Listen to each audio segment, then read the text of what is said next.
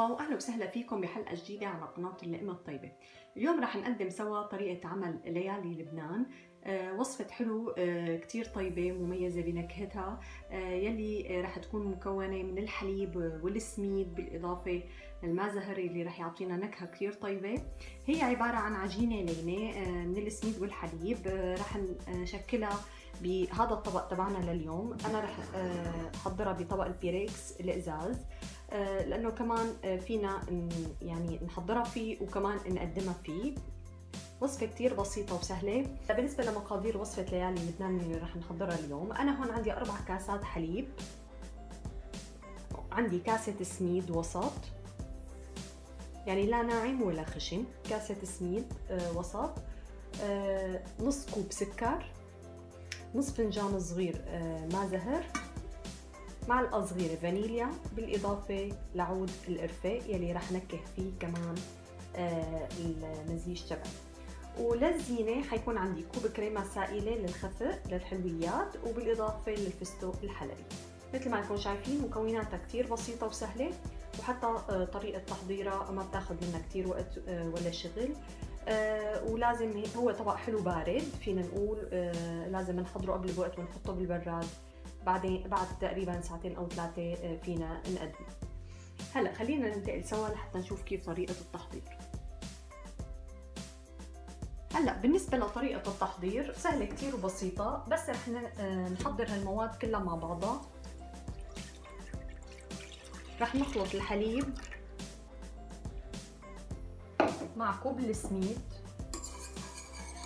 طبعا بنزل السميد وانا عم حرك لحتى ما يكتل عندي. هلا الحليب بارد طبعا، وراح نحط نص كوب السكر، نص فنجان الماء زهر او 3 معالق طعام ماء زهر، بالاضافه لبودره الفانيليا،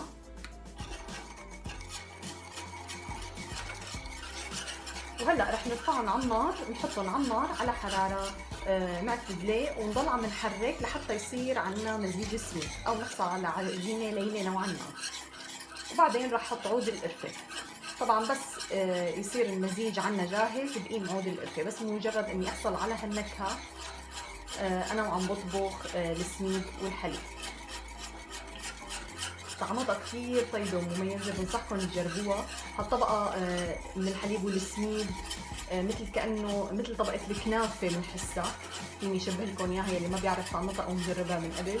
ورح تجي فوقها هالكريمه، طبقه من الكريمه، ورح نزينها بالفستق الحلبي، وممكن نقدم جنبها القطر، ممكن لا حسب الرغبه. اذا بتحبوا حلاوتها كثيره ممكن تحضروا جنبها القطر. هلا انا هون بعد ما حطيت الحليب والسميد على النار وبلشت حرك، تقريبا اخذ معي 7 دقائق او 8 دقائق لحتى غلل عندي الحليب وبلش يمسك مع السميد. هون نفشت حبه السميد معنا الحليب السخن، وتكونت هالعجينه اللينه مثل ما انكم شايفين. ضل عم حرك لاحصل على عجينه متماسكه تماما.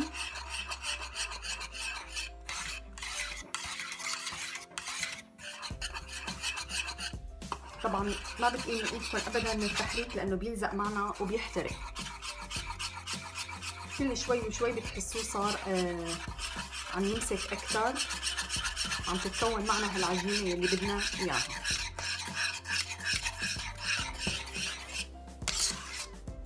هلا انا بقيم عود القرفه يلي معي، وبصب المزيج بطبق البيركس يلي عنا. صار عندي المزيج جاهز، رح احطه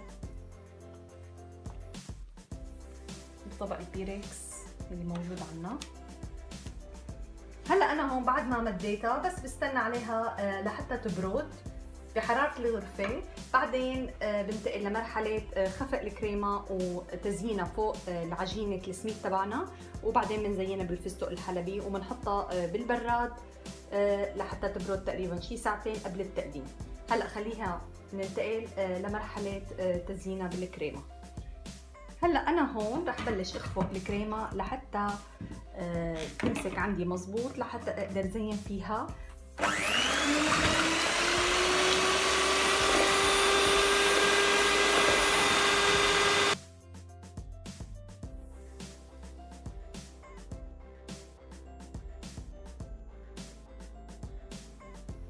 هلا انا هيك بعد ما انتهيت من خفق الكريمه تبعي وصارت بهذا الشكل، رح بدها فوق طبقه السميد.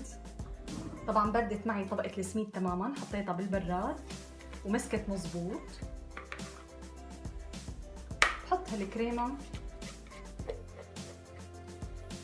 كلها وبمدها بالسباتولا لحتى تعطينا الطبقه مستويه فوق طبقه السميد.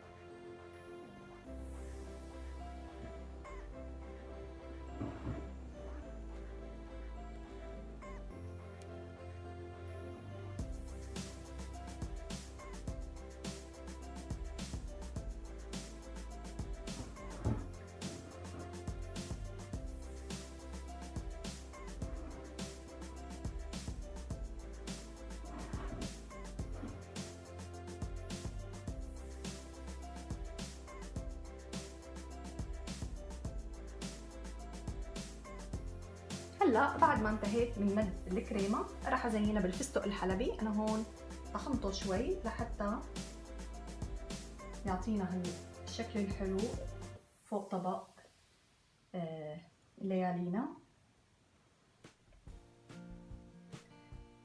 طبق كتير طيب،